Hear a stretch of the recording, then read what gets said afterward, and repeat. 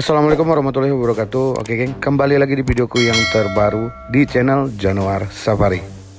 Oke, kita langsung aja ini langsung ke proses pencelupan. Jadi filmnya disemprot dulu dengan aktivator. Kalau enggak berfungsi sama sekali atau enggak ada gunanya.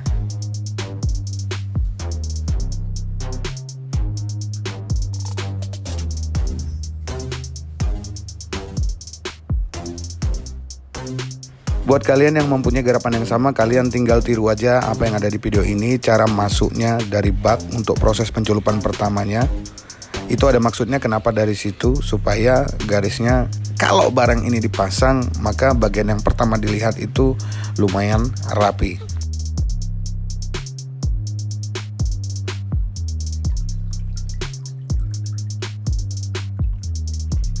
Jadi sebelum aku kasih lihat ke kalian, aku periksa dulu apakah di bagian kisi-kisinya itu ada yang luput atau tidak.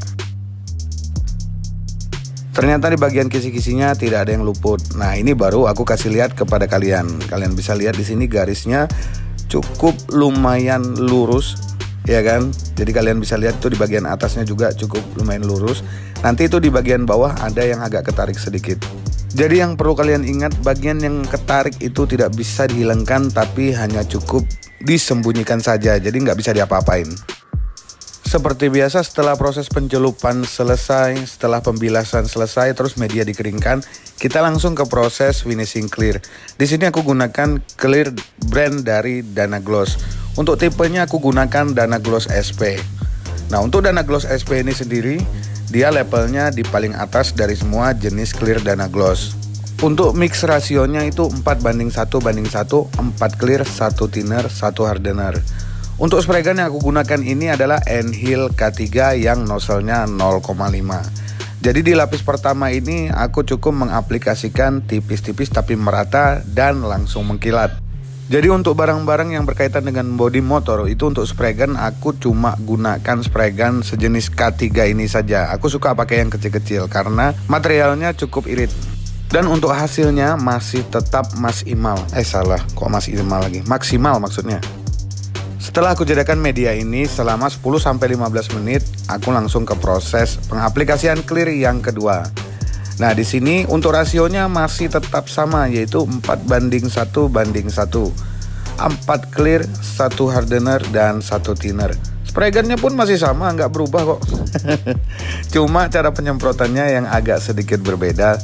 Karena di aplikasi kedua ini, aku biasanya mengaplikasikannya agak sedikit tebal, supaya aku mendapatkan daging. Jadi, ketebalan yang aku inginkan bisa aku dapatkan. Oh iya, aku sempat lupa nih menyampaikan. Thinner yang aku pakai di sini adalah Wanda. Untuk tipenya aku pakai yang medium. Semenjak aku pakai Wanda ini, permasalahan-permasalahan yang biasa dibilang bintik-bintik atau apa ya? Istilahnya apa ya? Popping kalau nggak salah istilahnya itu. Nah, itu aku nggak lagi ngalamin. Malah nggak pernah lagi ngalamin semenjak pakai Wanda. Mungkin karena kualitas thinner yang sebelum-sebelumnya aku pakai itu bagus-bagus aja, tiba-tiba menghasilkan clear yang popping. Ya mungkin karena kualitas thinner sudah harga naik, kualitas turun. Oke geng, jadi hasilnya seperti ini dan media ini sudah kering. Ini pas proses penjemuran diguyur sama hujan-hujan lewat aja geng. Makanya hasil review akhirnya ada air-airnya sedikit di sini, geng. Tapi kalian bisa lihat untuk kebeningan dari Dana Gloss SP cukup lumayan dan bisa diajak ke tengah, geng. Oke, videoku cukup sampai di sini dulu. Sampai jumpa di videoku yang selanjutnya. Dukung terus channelku ini biar bisa berkembang sebagaimana mestinya, geng. Oke, sampai jumpa di video selanjutnya. Assalamualaikum warahmatullahi wabarakatuh.